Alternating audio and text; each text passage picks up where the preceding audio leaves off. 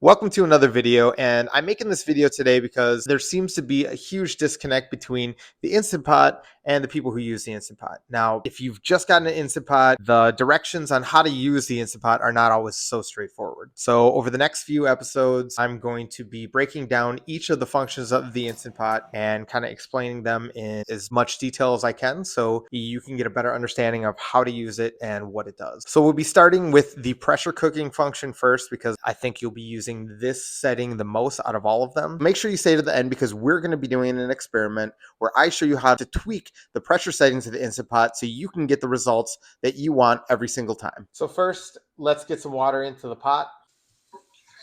So general rule of thumb is every time you use the Instant Pot, you're going to want to put at least 2 cups of water in. I would start with that if you're an absolute beginner, and you can add water or decrease the amount of water as you learn how to cook with the Instant Pot. So again, these are super frozen, boneless and skinless chicken breasts. Now open this up and just toss it right in.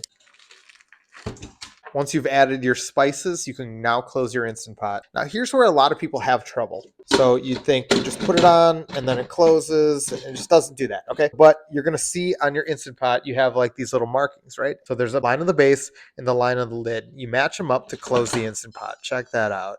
Boom, super easy. So now we're gonna use the pressure cook setting. Hit the pressure cook on your model, set the time, and we're going to put it on 40 minutes since it is frozen. Keep it on high pressure, and then we're going to program it for a natural release. Don't worry if you don't have the same option to program, because on yours you just do it manually. If you want to know how to do a natural release, check out this video. I'll pin it right here. So we're setting it for 40 minutes at high pressure with a natural release. We're going to hit start, and then we're going to let it do its thing. So as you saw, we did set the timer for 40 minutes, so it's going to cook for 40 minutes, but it takes time for the Instant Pot to heat up, to come to pressure, and we're doing a natural release. So natural release often takes about 20 minutes to do. Heating up really depends on how much water you have in there and how much food you have in there. I would assume it takes about 10 minutes. Do the math, plan accordingly, and you won't have any problems. So there's our chicken. It looks kind of crazy right now, but hold on. As soon as we start moving it around, it just comes apart. So this is what the Instant Pot does. It takes big cuts of meat and it makes everything super tender while cooking them really, really quickly. So now you know the basics. But what are these other settings and what do they do to the food? Let's find out by doing 3 different settings: low, medium, and max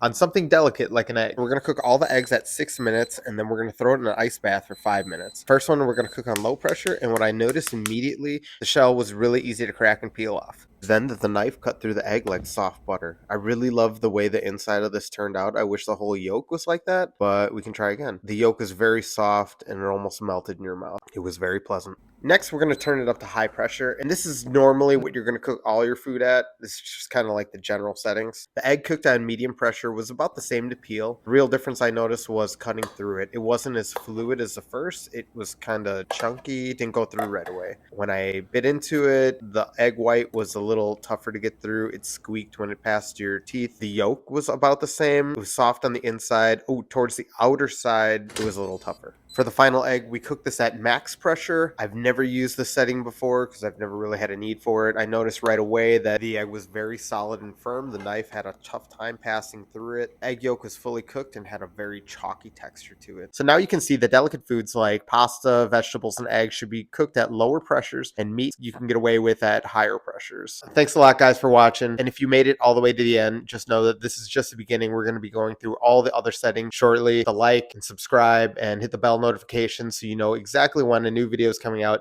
so you can know more and more and stay updated with your Instant Pot.